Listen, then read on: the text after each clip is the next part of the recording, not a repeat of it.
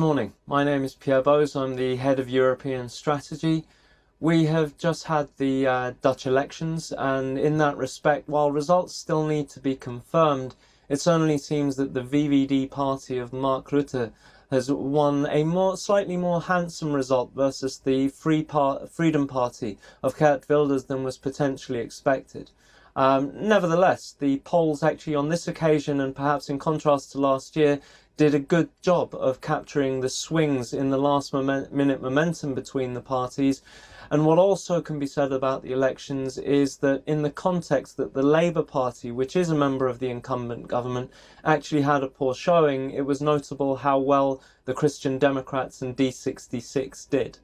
That between the three parties, D66, Christian Democrats and the VVD, certainly gives them a platform to form a coalition going forwards.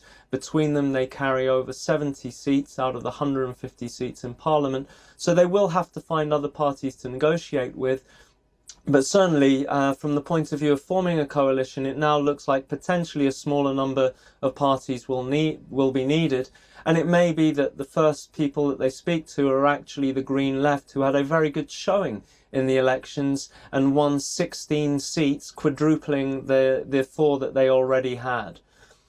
To the extent that you do see a smaller coalition that would be formed, what is important to say is that that would be good for the domestic political scene insofar as, historically, a smaller coalition has proven both more sustainable, longer enduring, and from the fact that with a smaller number of parties involved, it's more likely that they can form a broader mandate which they can agree on to present to the electorate in terms of policies that they would like to implement.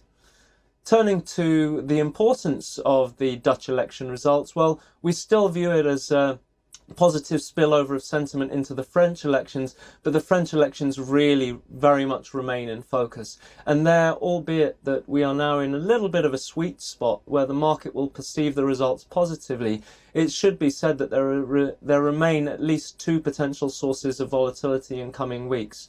Over the last week, we have seen tensions between Turkey and the EU, and particularly, of course, Netherlands, express themselves. It may well be that that could come back to the fore as we draw closer to the Turkish referendum, which itself is just a week before the first round of the French presidential election.